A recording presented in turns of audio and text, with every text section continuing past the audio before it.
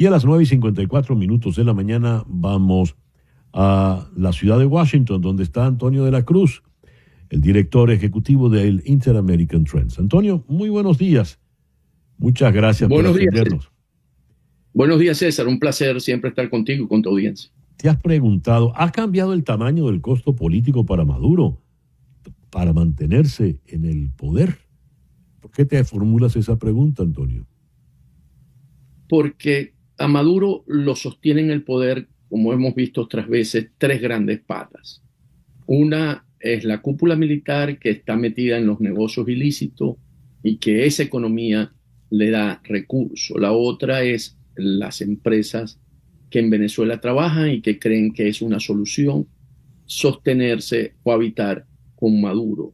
Y la tercera, las empresas transnacionales del crudo en términos de Occidente. Con la licencia 41A, esa pata se debilita y sale de juego. Y esa producción que se colocaba aquí en Estados Unidos y en los mercados de España y que la India, la refinadora Reliance compraba, pierde, y eso genera que esos recursos generados por las exportaciones petroleras a estos mercados que tenían licencia son dineros frescos, dineros limpios que se utilizan para la represión, para la corrupción y para el lavado de dinero. Porque si vemos que estas licencias se otorgaron inicialmente a Chevron en el 2022, ¿verdad? 2020-22, y observamos que en Venezuela ni el salario mínimo aumentó, ni los servicios públicos mejoraron, ni nada de eso. Quiere decir que esos recursos iban al régimen para ser utilizados. Y se estima que estaban en unos 500, 600 millones de dólares mensuales.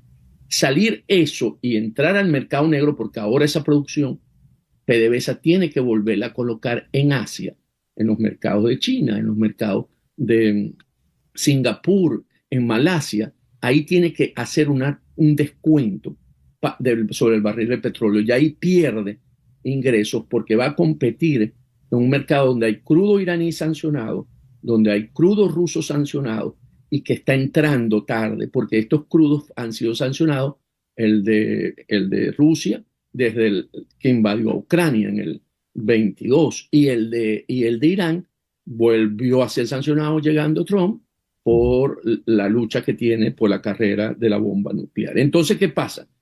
Que van a haber menos recursos. Entonces, si tiene una pata menos, ¿verdad? Vamos ahora a las empresas que dan vida en Venezuela. Ellos no pueden tener recursos, pagarle con lo que se hace con actividades ilícitas como narcotráfico, como exportación, contrabando de minerales, etc. Y entonces, al reducirse la masa de dinero en términos de exportaciones lícitas, este grupo también va a tener influencia y va a tener que replantearse si verdaderamente la solución es con Maduro, o vamos a tener que replantearnos que hay que buscar otra. Y la primera pata, que es la de los militares, ¿verdad?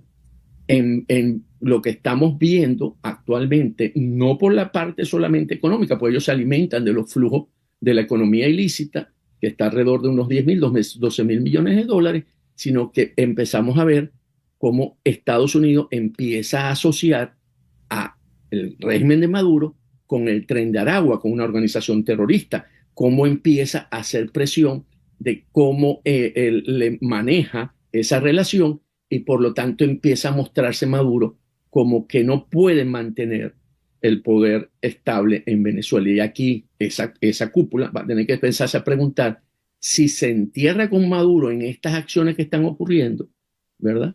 O buscan una posible salida a la crisis política en Venezuela. Al momento de desarrollar tu tesis, hablas de la eventualidad de la intervención militar extranjera en Venezuela. Y descartas esto, dices, eso es improbable. Sin embargo, ya no es tabú hablarlo en algunos círculos. Eso presiona al régimen, porque ahora la amenaza es más creíble. Vamos a hacer una pequeña pausa, Antonio, pero vamos a agregarle a este cóctel elementos que ya tú mencionaste. Vinculación del gobierno con el Tren de Aragua. para la administración Trump, el Tren de Aragua ha invadido a Venezuela, ha invadido a los Estados Unidos por instrucciones de Maduro. Eso le permite a él aplicar la ley esta ley de guerra de los extranjeros enemigos. Pero además dice que ese Tren de Aragua trabaja en conchupancia, en complicidad con el Cártel de los Soles, lo cual nos lleva directamente a esos militares que trabajan con el delito que tú has señalado. Tras la pausa, ahondamos en esto, por favor. Ya regresamos con Antonio de la Cruz en Washington. Continuamos nuestra conversación con Antonio de la Cruz del Inter-American Trends en Washington. Antonio, la pregunta que quedó en el aire antes de la pausa la resumo. Vamos a agregar estos elementos. Donald Trump dice que el Tren de Aragua forma parte de una invasión orquestada por el gobierno de Nicolás Maduro, que a su vez trabaja en conchupancia con el Cártel de los Soles. Ese racionamiento lleva a la expulsión de venezolanos, con o sin antecedentes, ¿verdad? Con o sin el debido proceso, expulsión, deportación, no deportación, porque los mandan a El Salvador, más qué otras acciones pueden venir. Incluye este elemento en tu consideración sobre el costo de la salida de Nicolás Maduro del poder. Cuando el presidente Trump asocia al cartel de los Soles con el Tren de Aragua y que los jefes son los que están en Miraflores, manda una señal directa porque el Tren de Aragua es considerado y es clasificado como una organización terrorista. Esa categorización es la que conlleva a todo lo que estamos viendo en este momento.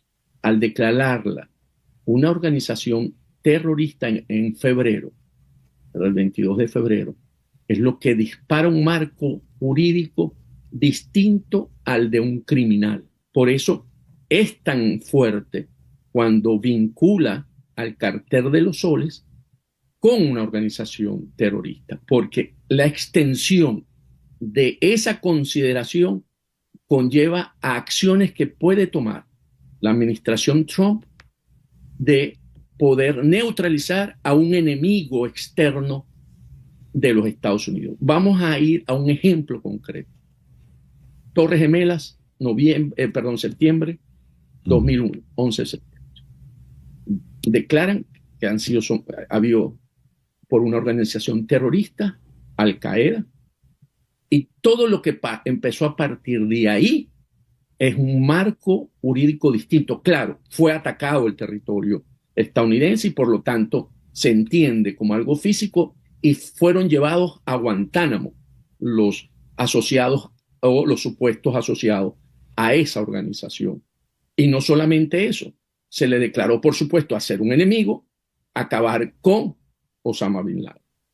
Esas consideraciones no son copias exactas, pero generan ese razonamiento como tal. Porque aquí la guerra no se está viendo desde el punto de vista de un ataque físico. Aquí la guerra, la ha dicho Trump varias veces, es el fentanilo. Eso es lo que ellos ven como la amenaza de la guerra que tiene ahorita el pueblo estadounidense. Y por eso los clasifica en tal sentido. Y ahí vamos a los carteles mexicanos que también entraron en esa clasificación. ¿Por qué? Porque ante esa clasificación es lo que le permite a ellos entrar en operaciones especiales en México, que fue cuando la presidenta Sheinbaum dijo que no iba a permitir la violación de la soberanía nacional. Pero al declararlo terrorista, hay operaciones especiales que pueden entrar y salir sin que nadie se dé cuenta. Entonces, ese mensaje que es tan fuerte y fue ratificado por el secretario de Estado, Marco Rubio, en sus declaraciones el domingo y el sábado, que hizo unas declaraciones a los medios, es que en Casablanca hoy está aceptado la vinculación del régimen de Maduro con el narcotráfico y ahora con una organización terrorista. Entonces, eso le quita, haberlo visto hace 4 años, 5 años, no era pensable. En el gobierno de los Estados Unidos, eso ni pasaba por la mente de nadie. Hoy está presente y está considerado y vemos cómo está actuando en ese sentido. Y eso Además, va a conducir a que, Antonio, va a conducir a que la presión sobre Maduro, porque aquí vimos que es el elemento que falta en Venezuela, es que esa cúpula que sostiene a Venezuela, si se quiere enterrar con Maduro en esto que está ocurriendo, en esto que se está moviendo, porque es que la solución salga de los venezolanos, pero que salga de todo lo que hoy sostiene a Maduro en ver que Maduro no es, que los costos de permanencia de Maduro en el poder son mayores que su salida. Entonces, es llegar en un momento y plantearse, hay que buscar la salida, bien sea política, hay tiempo todavía, porque recordemos que hay algo que es y que se puede usar en un momento de transición, el acta número 1. El acta número 1 es la tabla de salvación para que en Venezuela se dé un proceso de transición sin violencia y que la tiene las Fuerzas Armadas, la tiene el Plan República. Ahora, tal como estás exponiendo todas estas ideas muy interesantes, Antonio, podríamos sospechar que pueden servir como gasolina para el tanque que llevaría a algún tipo de intervención en territorio venezolano. Pero pareciera que el señor Trump no tiene ninguna intención de esto. No la tuvo en su primer gobierno, a pesar de toda la laraca que se formó al respecto.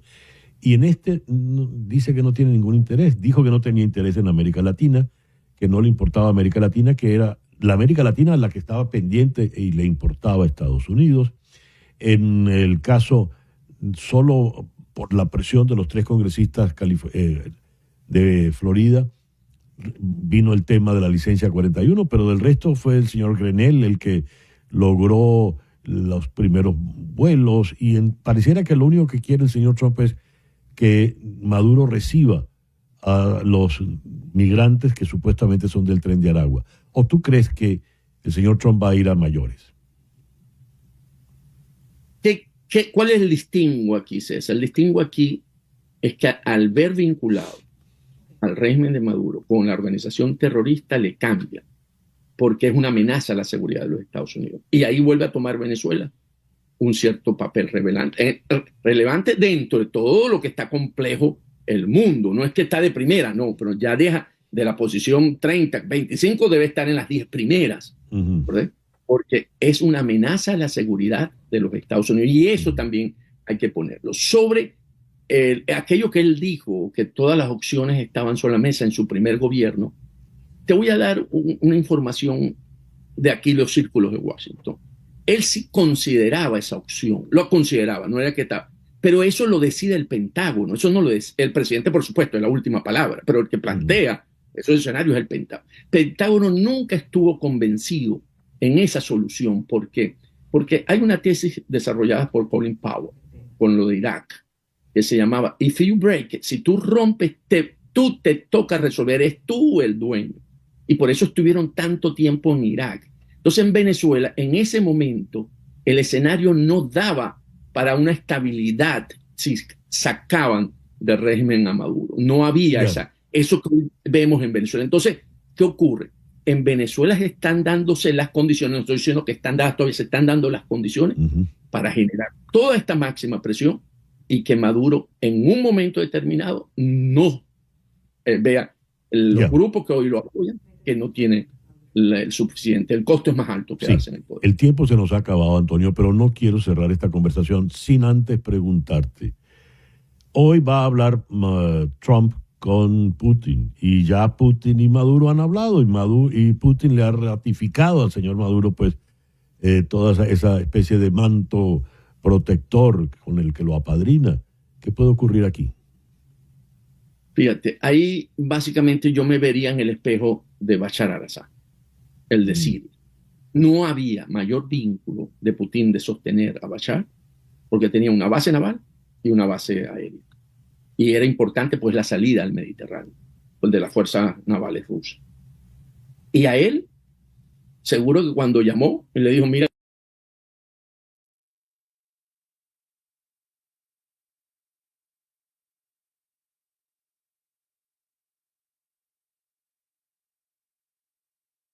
compromisos de Putin. Y el otro ejemplo es cuando lo llama Lula en el BRICS y le dice, lamentablemente Venezuela no debe entrar. Y él le dijo, lamentablemente no puedes entrar, porque lo pidió, ¿cómo se llama? Brasil, lo pidió Lula. Entonces, cuando esos compromisos básicamente son señales para esa cúpula militar que está mirando y está viendo los hechos y dice, Maduro se está quedando sin apoyo. Entonces, él tiene que mostrar, y por eso creó también el frente en Guyana, para buscar ese nacionalismo y ver si puede, porque eso es lo que hoy está sosteniendo Maduro en el poder solamente. Antes tenía otras dos patas que lo podían. Todavía los grupos económicos no le han retirado ese apoyo, pero el de los militares está cada vez pensándose más de si es realmente una solución Maduro para seguir en Venezuela. Antonio, muchas gracias por estos minutos en el programa de hoy.